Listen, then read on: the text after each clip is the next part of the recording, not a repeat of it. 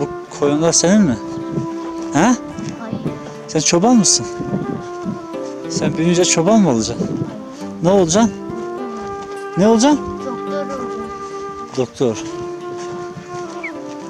Bence sen çobanlık yap. Doktorlar zaten dövüyorlar. Hayır işte.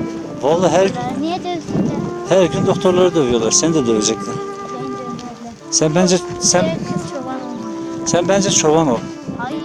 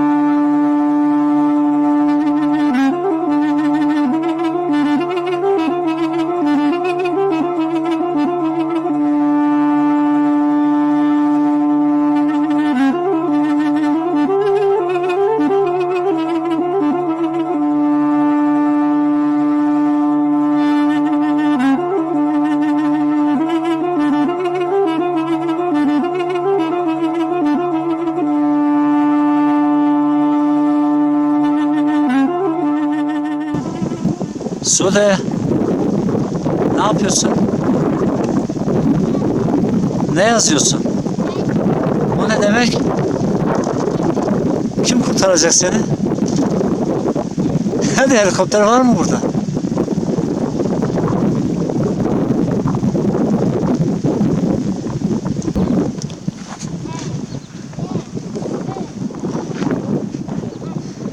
Ne yazdın buraya?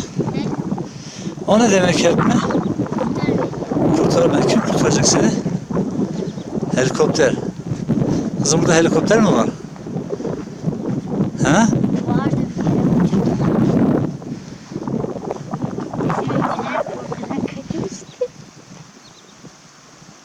Bence bu en sondaki ev olması lazım. Bence olması lazım. Buradaki ev, her bir ev olması gerekiyor. Hep mi? Hadi gidelim. Sen bugün çok gezdin, çok dolaştın.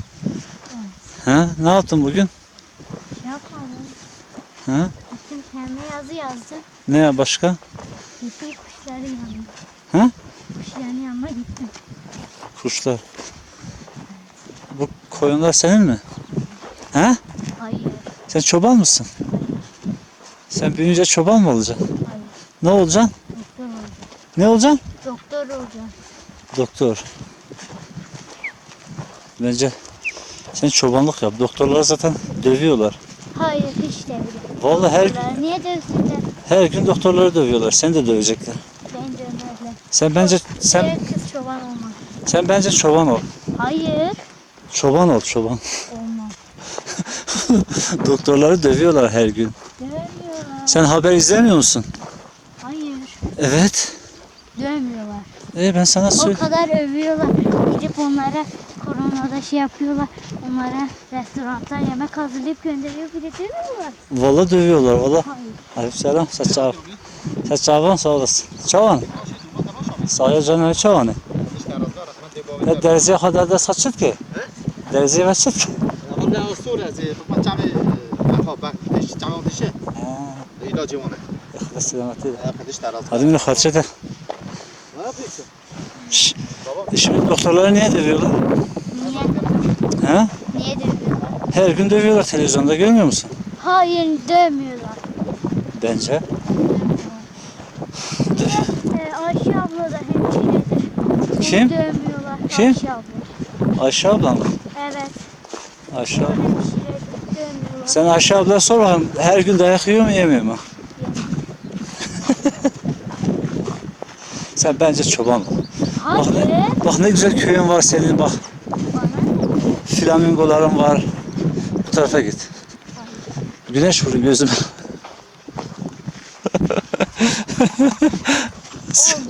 Sude. Sen bence çoban ol. Hayır. İyi sen bilirsin. Git bir ton dayak ye. Her gün dayak yiyeceksin. Bak sana bak kaç tane koyun var burada. Şu koyunları. Ha? Şu koyunları sana vereyim. Ha? Ya ben mi? 26 tane koyun var. 26 tane. Sen Üşen. Taha üşenmedi saydı bak. Taha kaç tane koyun varmış? 26 tane var. 26 tane. Sude. Sude. Kız. Doktor. Sude küstü. Küstün mü kız?